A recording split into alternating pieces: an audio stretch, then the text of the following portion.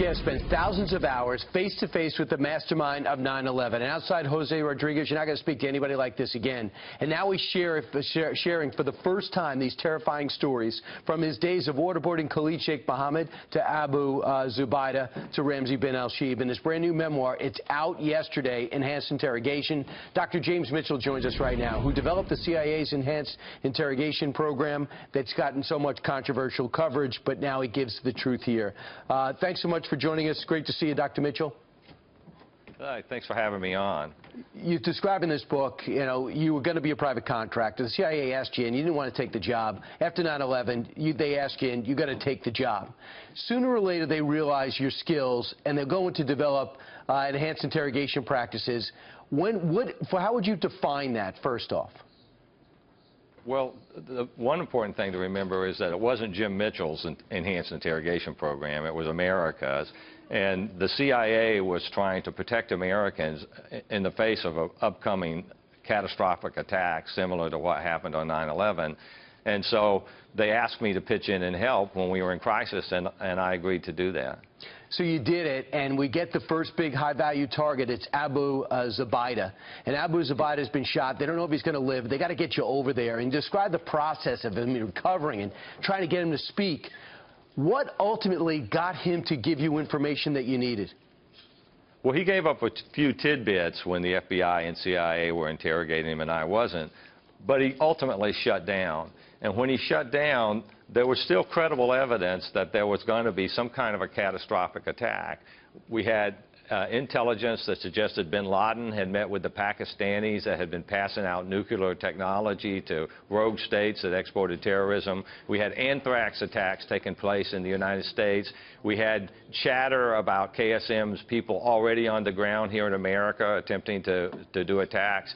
And so what the CIA did was the CIA asked me for a list of recommendations, which I gave them, and then they asked me to do the interrogations myself. So it ends up yielding tremendous results. It enabled you perhaps to capture Ramzi bin al-Shibh, who led you to Khalid Sheikh Mohammed, who you spent countless hours in. The one thing that you described that broke him was when you had the ability to waterboard him. You only waterboarded him 5 times, despite all the rumors. And one thing that happened after you did that is that you went back to him and to try to get his advice on how to handle Nashiri. He's another high-value target.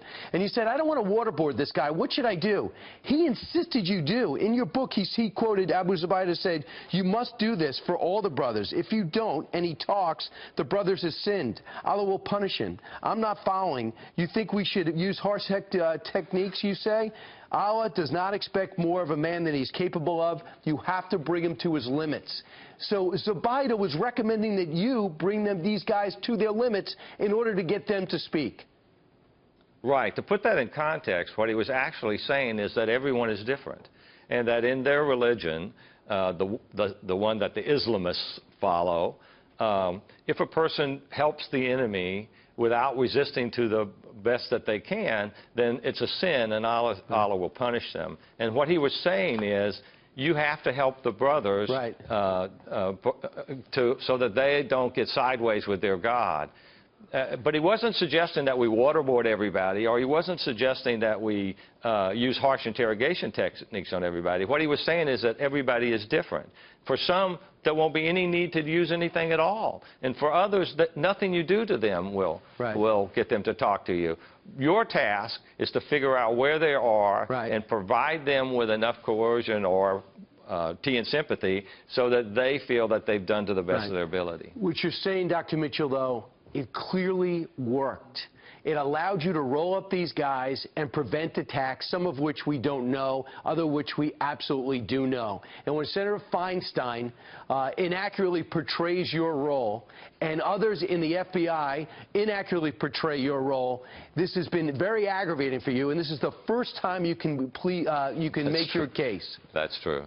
That's true. This is the first time that I've been actually allowed to tell my side of the story. It took a long time to get it out, but I thought the Americans have a right to know what the CIA did. The men and women of the CIA, many of whom sacrificed their lives to protect them, the sorts of things that we were trying to do. And by the way, Khalid Sheikh Mohammed actually found a way to beat, amazingly, found a way to get the water out his nose, out his mouth. You're so relaxed when you waterboard him, he would fall asleep on the gurney, but you ultimately broke him and got invaluable information that helped keep America safe. And you should be proud of that. For those critics, what do you say to them? Well, what I would say to them is that the question that President-elect Trump has to ask himself is, what is he going to do when there's credible evidence of another catastrophic attack planned for a city in the United States, and they capture a guy like Khalid Sheikh Mohammed, not some run-of-the-mill mujahideen jihadist brother, but the worst of the worst, who wants to protect his secrets, but has the information that could stop those attacks? What are they going to do? I'm telling you, the Army field manual is not going to work. Right, and they have it, by the way. If you want to know the details about what happened and make your own decision, pick up Enhanced Interrogation. You cannot make a decision on Enhanced Interrogation until you read this book. Dr. Mitchell, thanks for what you've done for this country, and I'm sorry you've been through everything you've been through, but I'm glad you're getting a chance to tell your story. We'll talk more about it on the radio today. Oh, yes, sir. Thank you very much.